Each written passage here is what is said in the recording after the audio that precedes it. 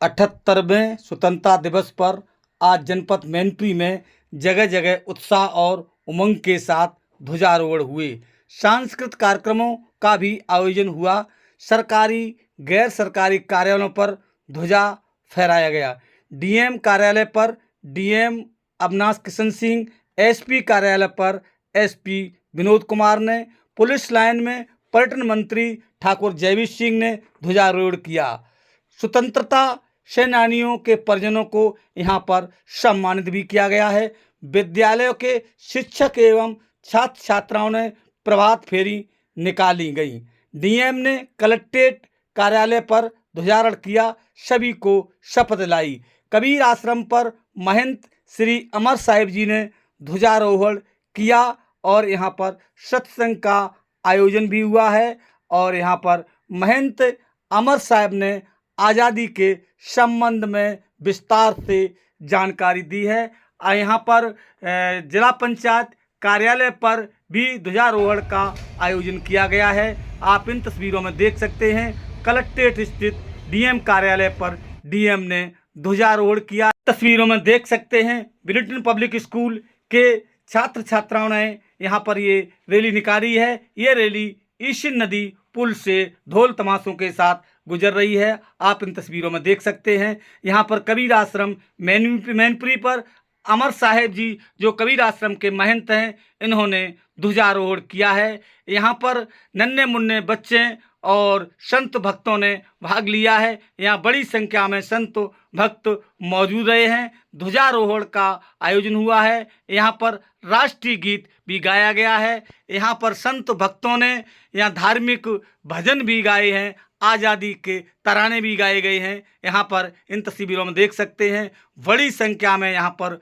संत भक्त बच्चे भक्तमती माता बहनें यहाँ पर मौजूद रही हैं। आप इन तस्वीरों में देख सकते हैं यहाँ पर महंत अमर साहिब जी भी मौजूद हैं। आप इन तस्वीरों में देख सकते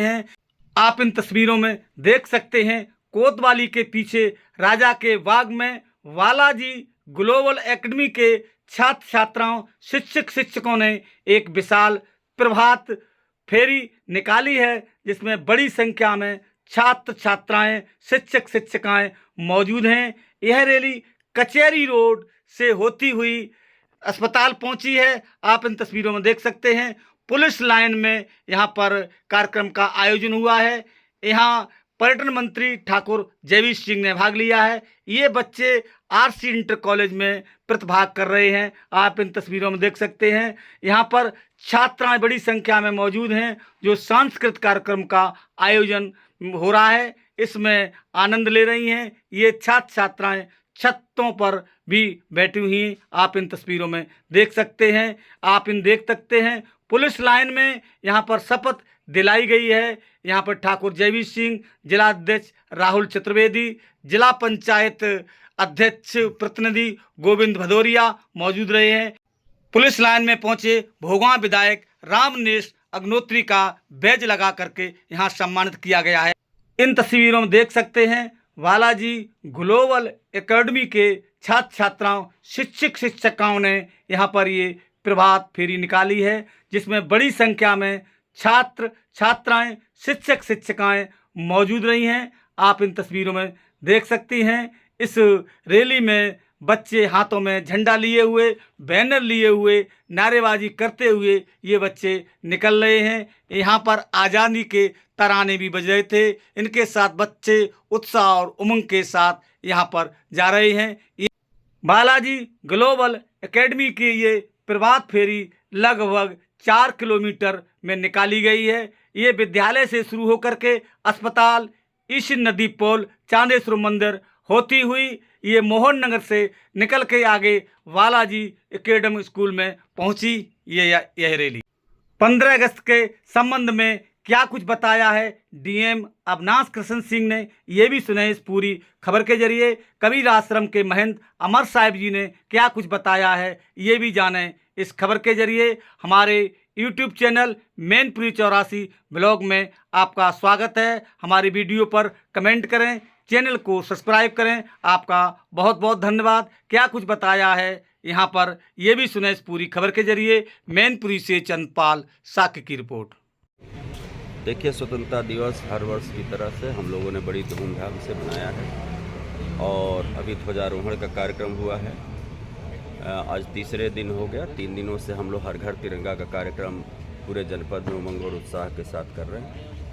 आज स्वतंत्रता दिवस के इस पावन अवसर पर मैं समस्त जनपद वासियों को अपनी तरफ से बहुत बहुत बधाई और शुभकामनाएं देता हूँ। आज क्या क्या कार्यक्रम जनपद में किए? और ध्वजारोहण सभी सरकारी विद्यालय में, स्कूली संस्थाओं में और कार्यालयों में।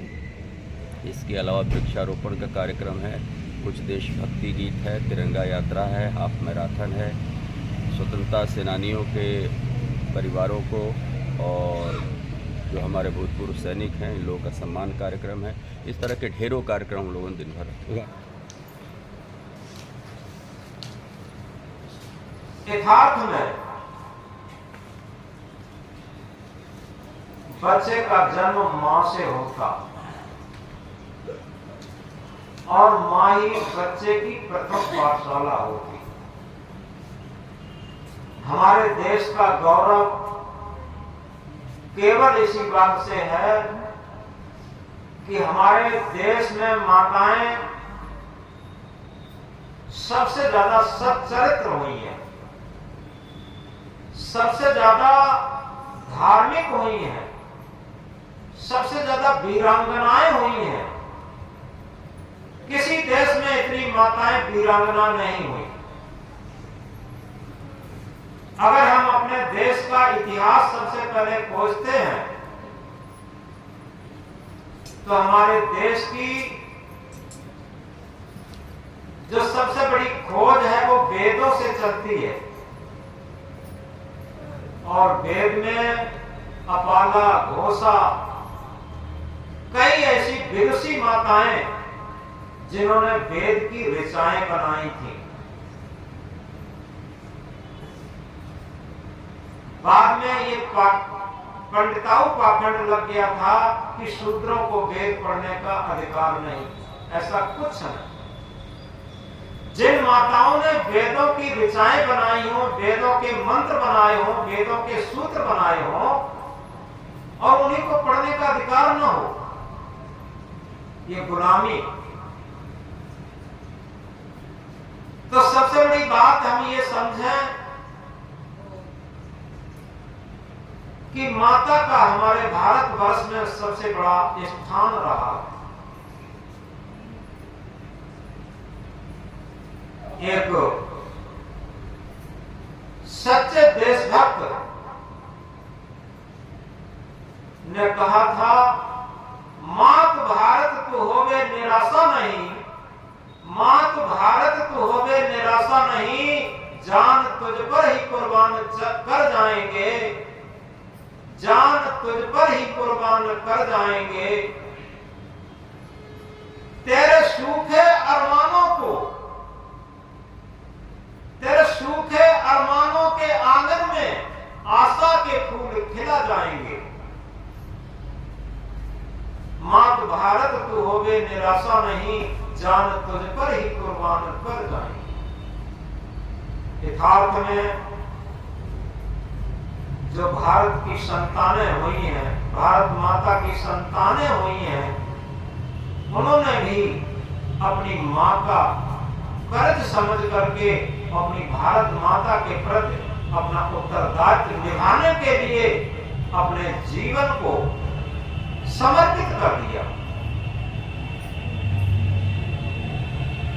एक ऐसे ही वीर देशभक्त ने कहा था, मां मुझसे न खाने की न पीने की बात कर, मां मुझसे न खाने की न पीने की बात कर, दुनिया में मर्दों की तरह जीने की बात कर। तो यथार्थ में ऐसे वीर भक्त हमारे देश में पैदा हुए हैं और उनका जो मूल आधार था वो माता थी। माताओं ने अपने बेटों को तिलक लगा करके और युद्ध क्षेत्र के लिए भेज दिया। तो इस तरीके से इस बात को गहराई से समझें। एक बात ये बार बार दोहराई जाती है और कही जाती है कि भरा नहीं जो भावों से, बहती जिसमें रसधार नहीं, वो हृदय नहीं, वो पत्थर है जिसमें स्वदेश का प्यार नहीं। समझना ये है कि भावों से जिसका हृदय नहीं भरा, कौन से भाव? सबसे बड़ी बात, जिसे स्वदेश का प्रेम होगा। और स्वदेश की शुरुआत कहां से होती? हम लोग अंग्रेजों को परदेशी मानते हैं, मुसलमानों को परदेशी मानते हैं। बात बिल्कुल सही है। इन्होंने हमारे देश को गुलाम भी बनाया और देश की संपत्ति को लूटा। लेकिन सबसे बड़ी बात ये तब समझ में आती है जब हम व्यक्तिगत जीवन में इस बात को गहराई से समझ लें कि हमारे जीवन में स्वदेश, अपना देश एक सत्य आत्मा,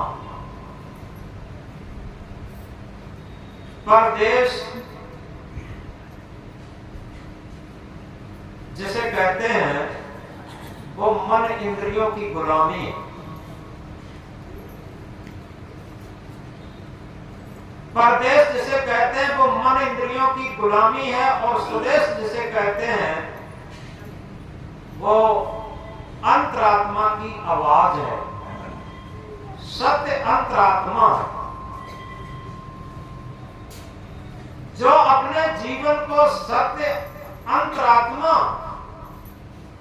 की आवाज पर चलने के लिए प्रेरित करता है और उस आत्मा के भाव को जानता है, उस भाव पर उसका जीवन जीता है। समझो उसी के अंदर भाव भरे होंगे, जिसे कहा है भरा नहीं जो भावों से। कौन सा भाव? मन इंद्रियों का भाव एक स्वार्थी भाव होता है और आत्मीयता का भाव एक निस्वार्थी भाव होता है। आज उन शहीदों को हम याद करते हैं, अगर उनके मन इंद्रियों का स्वार्थी भाव होता तो वो स्वतंत्रता की लड़ाई नहीं लड़ पाते। भारत माता के स्वाधीन होने के लिए लड़ाई नहीं लड़ पाते। वो अपना जीवन सर्वस्व न्यौछावर नहीं कर पाते, शहीद नहीं हो पाते, और भारत माता की बेड़ियों को काट करके उसे आजादी नहीं दिला पाते। उनके अंदर सत्य आत्मा का भाव था और तभी वो अपने जीवन को समर्पित भाव से लगा करके और भारत माता के लिए अपने को कुर्बान किए थे, और तभी गुलामी की बेड़ियों को काट पाए थे, गुलामी की जंजीरों को काट पाए थे, विदेशियों को भगा पाए थे, परदेश की जो सत्ता थी उसे उखाड़ फेंक पाए थे। क्या आज हम इस बात को समझ पाएंगे कि आज भी हमारे जीवन पर, व्यक्तिगत जीवन पर परदेश का शासन चलता है? परदेश कहते हैं ये मन इंद्रियां जड़ शरीर, ये पर है, आत्मा स्व है, और जिसका अपने जीवन पर आत्म नियंत्रण है वही स्वतंत्र है, और वही स्वतंत्रता के वास्तविक स्वाद को जानता है, वही स्वतंत्रता के वास्तविक रहस्य को जानता है। और जो केवल मन इंद्रियों की गुलामी में जीवन जी रहा है वो स्वतंत्रता के स्वाद को नहीं जानता, और स्वतंत्रता की बात भले करता रहे ये उसका रटना होगा। एक बात से हम बात को समझेंगे ये सत्य घटना है। पहाड़ों पर, जो लोग पहाड़ों पर गए हैं, उत्तराखंड के पहाड़ों पर, उन्हें पता है, पहाड़ों पर एक जगह एक धर्मशाला थी। पहाड़ों पर जगह बेजगह काफी दूरी दूरी पर कई आश्रम हैं, कई धर्मशाला हैं, कई मंदिर हैं, बड़ी सुंदर जगह है। तो एक धर्मशाला थी पहाड़ों पर, और उस धर्मशाला में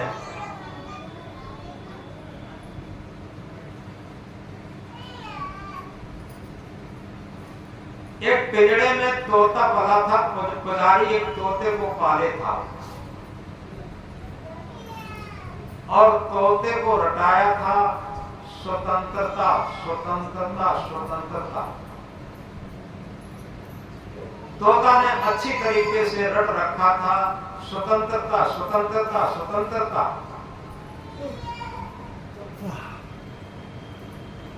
क्या होता है, पुजारी उस धर्मशाला से किसी कारणवश नीचे मैदानी भाग में एक गांव में गया था कुछ लेने के लिए। तब तक एक यात्री पहुंचता है। वहां उसने तोते की आवाज, जैसे ही यात्री को देखा और तोता रटने लगा, स्वतंत्रता स्वतंत्रता स्वतंत्रता। अब यात्री के मन मस्तिष्क में आया, ये तोता पिंजड़े में बंद है और ये बाहर निकलना चाहता है, स्वतंत्रता चाहता है, क्यों न इसे निकाल दो। इधर उधर झांका, कोई दिखाई नहीं दिया, तो उस यात्री को देख करके बार बार वो यही रटता, स्वतंत्रता स्वतंत्रता स्वतंत्रता। उसके अंदर से ये भावना जग गई कि निश्चित है ये पिंजड़े में से निकलना चाहता है और पूर्ण स्वतंत्रता चाहता। उस यात्री ने पिंजड़े की खिड़की जाकर के खोल दी और खोल करके एक दीवार पर बैठ गया इंतजार में कि अब निश्चित है ये तोता निकल जाएगा। लेकिन वो तोता नहीं निकल रहा और थोड़ी थोड़ी देर बाद वही स्वतंत्रता स्वतंत्रता रटता है, चिल्लाता है। तो यात्री की बात समझ में नहीं आई। उसने सोचा कि लगता है इस तोते ने समझ नहीं पाई कि हमने खिड़की खोल दी। वो अंदर हाथ बढ़ाता है, सोचता है इसे निकाल ही देते हैं। अंदर पिंजड़े में जैसे ही खिड़की द्वारा उसने हाथ बढ़ाया तोते को निकालने के लिए, वैसे ही तोते ने 2-3 जगह उसे चोंच मार दी, जिससे खून भी निकलने लगा। और वो नहीं निकला। यात्री बैठा है और फिर इसके बाद वो स्वतंत्रता स्वतंत्रता चिल्लाने लगा। उसने सोचा समझ में नहीं आता, ये निकलना भी चाहता है, स्वतंत्रता भी चाहता है और निकलता भी नहीं है। वो जाता है, उसने सोचा कि कुछ भी हो, ये चोंच मारे, कुछ भी हो, इसे हम निकाल देते। उसने एकदम हाथ बढ़ाया, तोते की टांग पकड़ी और उसे पकड़ करके बाहर निकाल दिया, बाहर बिठा दिया। अब तोता इधर उधर थोड़ा ताका और ताक करके जैसे ही उड़ा, वो यात्री सोच रहा था जैसे ही उड़ेगा और ये स्वच्छंद आकाश में विचरण करने लगेगा, क्योंकि ये स्वतंत्रता चाहता। लेकिन जैसे ही तोता उड़ा और उसी पिंजड़े में जाकर के बैठ गया, उसी पिंजड़े में जाकर के बैठ गया। अब वो यात्री बहुत निराश और निराश होता है। आखिर ये स्वतंत्रता भी चाहता है और पिंजड़े को छोड़ना भी नहीं चाहता। बात किया, तब तक क्या होता है, वो पुजारी आ जाता है जिसकी धर्मशाला थी और जिसका तोता था, आ जाता है। यात्री को बैठे देखा और पिंजड़े का दरवाजा खुला देखा। उसने कहा, भैया मेरे पिंजड़े का दरवाजा किसने खोला? यात्री ने कहा कि पुजारी जी मैंने ही खोला। कि आपने क्यों खोला? कि मैंने इसलिए खोला, ये स्वतंत्रता स्वतंत्रता चिल्लाता था और काफी बार चिल्लाया, तो मैंने सोचा ये स्वतंत्रता चाहता है और क्यों इसे निकाल दूं। तो जैसे ही निकालना चाहा और इसने हमारे देखो हाथ में चोंच भी मार दी, खून भी निकला, और एक बार हमने निकाल भी दिया जबरदस्ती, और ये स्वतंत्रता स्वतंत्रता चिल्लाता भी रहा, और जैसे ही उड़ा वैसे पिंजड़े में उड़ के बैठ गया। हम सोचते थे जो स्वतंत्रता चिल्लाता है ये बहुत ज्ञानी पुरुष है तोता, और वास्तव में ये स्वतंत्र होना चाहता है, उन्मत्त आकाश में उड़ना चाहता है। पुजारी ने कहा, अरे भले आदमी, तुम्हें कब समझ में आएगी, वो तो तोता है, तोता फिर भी समझदार होता है, और आदमी आज कितना ज्ञान रटे हुए है और सारा तोते की तरीके से रटे हुए है। वो मुक्ति मोक्ष की बातें करता, वो कल्याण की बातें करता, वो शांति की बातें, सुख शांति की बातें करता, आत्मा परमात्मा की बातें करता, और स्वयं तोते की तरीके से इस शरीर रूपी पिंजड़े में ऐसे जकड़ा है कि जैसे तोता पिंजड़ा नहीं छोड़ना चाहता, ऐसे ही ये मन रूपी तोता जो सारे ज्ञानों को रट लिया है, कोई सा ज्ञान इस मन को सुन लो, और ये अपनी मन इंद्रियों की गुलामी छोड़ना नहीं चाहता है, और इसी तरीके से सारे बंधनों में इस पिंजड़े में बंद है। तो जब ये बात सुनी तो पुजारी की भी बात समझ में आई। उसने कहा बात बिल्कुल सही है कि सारे लोग धर्म के नाम पर, मजहब के नाम पर, पोथी पत्रा के नाम पर, पूजा पाठ के नाम पर किस तरीके से उसके बंधन में पड़े हैं। सदगुरु कबीर साहब ने जैसे अपनी भाषा में कहा है, चाहत सुख दुख संगन छाड़ा, भमर जाल बिच आसन मारा। चाहते तो सभी सुख हैं, चाहते तो सभी मुक्ति मोक्ष कल्याण है, चाहते तो सभी आत्म परमात्मा की स्थिति है, लेकिन बंधन का साथ नहीं छोड़ रहे, दुख का साथ नहीं छोड़ रहे, अशांति का साथ नहीं छोड़ रहे, तो मिले कैसे? तो इसी तरीके से आज हम देश की स्वतंत्रता की बातें करते हैं, लेकिन क्या कभी विचार करके देखा, जिसे बुद्ध ने अपनी भाषा में कहा है, अपदीपो भव, हम अपना दीपक स्वयं बने। एक प्रज्वलित दीपक से हजारों बुझे हुए दीपक जलाए जा सकते हैं। इसी तरीके से सबसे पहले हम स्वतंत्र हों, तब हम दूसरे को स्वतंत्र बना सकते हैं, और जब हम ही स्वतंत्र नहीं है तो दूसरे को स्वतंत्रता क्या दिला सकते हैं? जो स्वयं शांत स्वरूप है उसी से दूसरे को शांति मिल सकती है, जो स्वयं मुक्त स्वरूप है उसी से दूसरे को मुक्ति मिल सकती है। इस बात को बड़ी गहराई से समझें, और इसीलिए कहा, रहकर स्वतंत्र जीवन अच्छा, चाहे मुट्ठी भर चना मिले।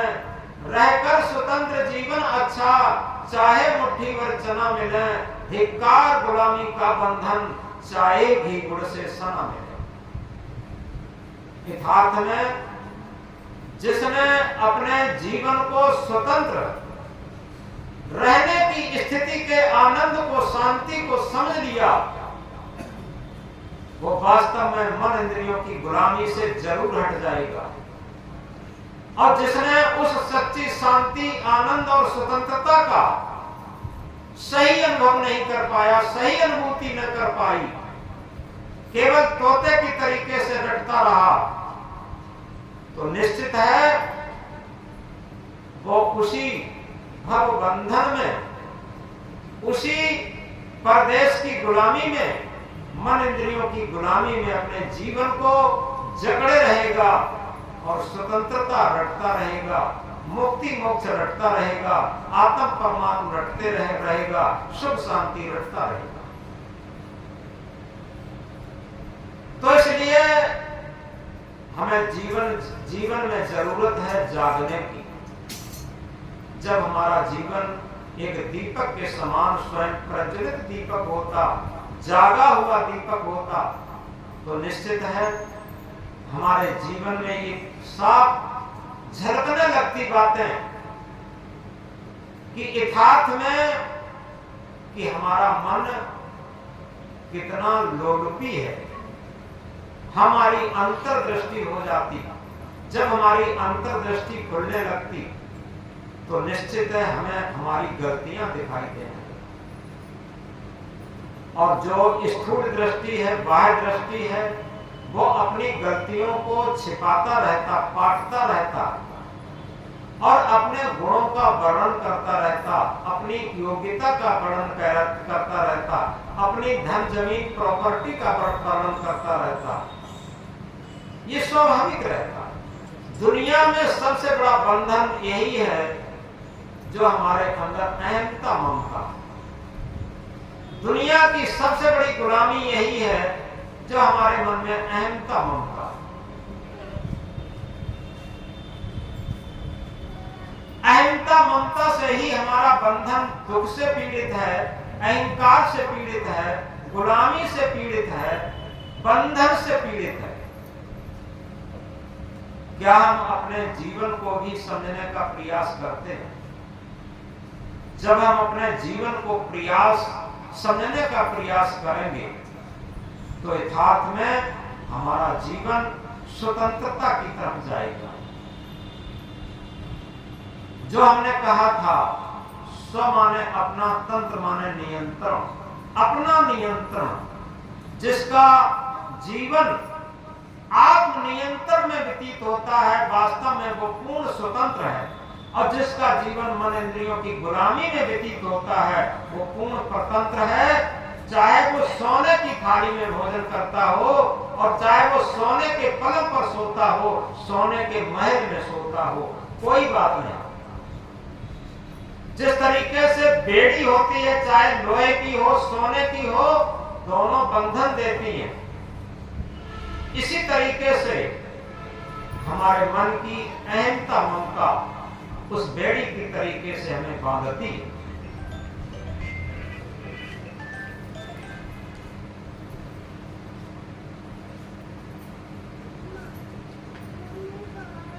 जो सोने की बात आई थी, इसी बीच एक बात याद आ गई, बड़ी साधारण बात जिसे सब जानते हैं। जब राम और सीता जंगल में थे, वन में थे, तो मारीच बताते हैं सोने का मृग बनकर के आया था। सीता ने कहा ये सोने का मृग जरूर लाना। राम ने एक बार कहा ये सोने का मृग नहीं होता, ये कोई छलावा। लेकिन सीता ने बार बार दोहराया कि नहीं, ये सोने का मृग जरूर लाना। राम चल दिए सोने का मृग लाने के लिए। और इसके बाद लक्ष्मण जब रह गए, उसमें लिखा है, तो काफी देर जाने के बाद में आवाज आई, हा लक्ष्मण, हा लक्ष्मण, हा लक्ष्मण। सीता ने कहा लक्ष्मण जल्दी जाओ, तुम्हारे भैया पर बहुत विपत्ति है और किसी ने तुम्हारे भैया पर आघात किया है। वो हा लक्ष्मण सहायता के लिए चिल्ला रहे। लक्ष्मण ने कहा मां सीते आप चिंता न करें, भैया पर कोई आक्रमण नहीं कर सकता, उन पर कोई विपत्ति नहीं है, ये जंगल मायावी है और यहाँ कोई भी छल कपट हो सकता, हम तुम्हें छोड़ करके नहीं जा सकते। सीता ने कट शब्द कहा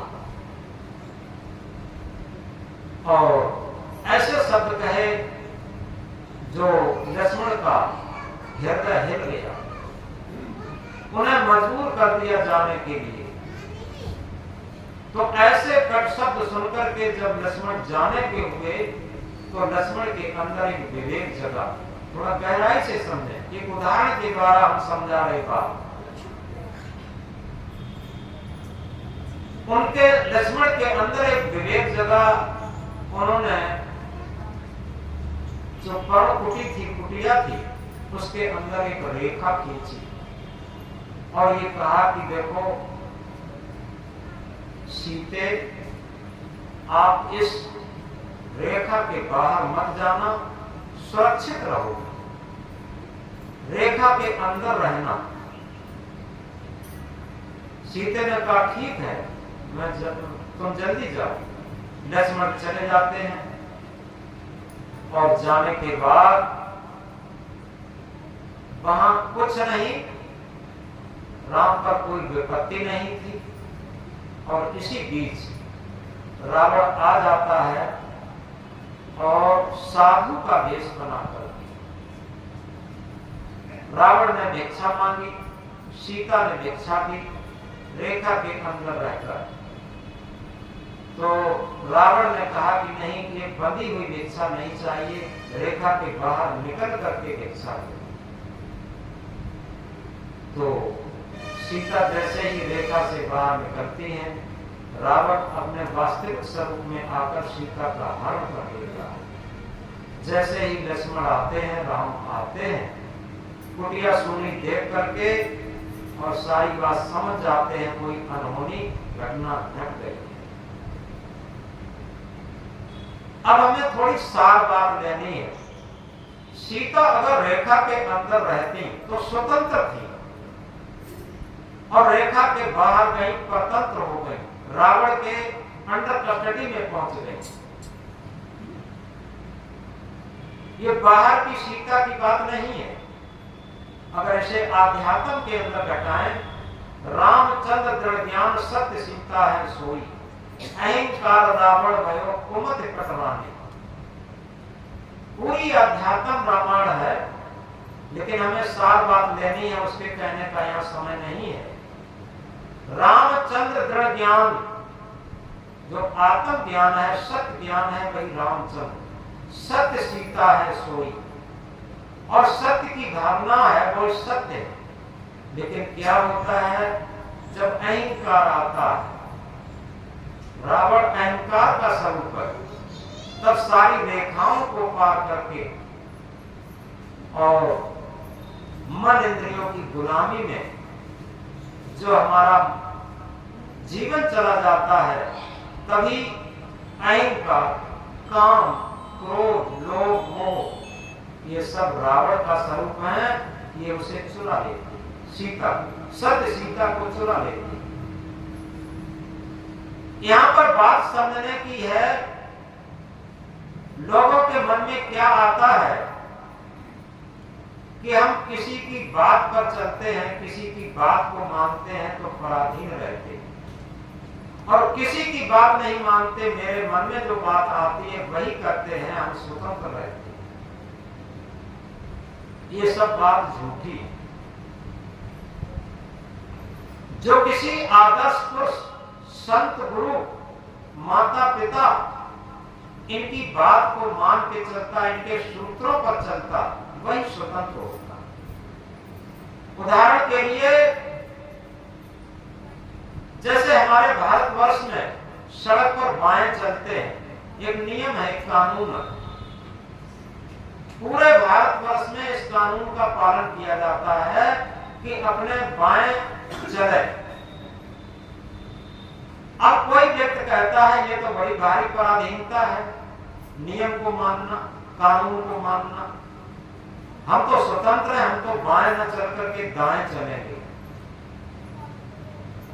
अब आप समझ सकते हैं कि सड़क पर बाएं न चल करके और हमेशा दाएं चलना या बीच में चलना, कानून को तोड़ करके चलना, बताओ क्या होगा? जीवन का सर्वनाश होगा, सर्व दुख होगा, सर्व बंधन होगा, सर्व गुलामी होगी, सर्व स्वतंत्रता होगी। तो सबसे बड़ी बात यह है कि नियम के अंतर्गत चलना ये स्वतंत्रता है। संयम, नियम, सदाचार, नैतिकता, और सबसे बड़ी बात यह है कि सत्य आत्मा के भाव के अनुरूप चलना, यह सबसे बड़ी स्वतंत्रता है। और सत्य आत्मा के भाव की अवहेलना करके मन इंद्रियों की गुलामी में जीवन चलाना, यह परतंत्रता है। तो इसलिए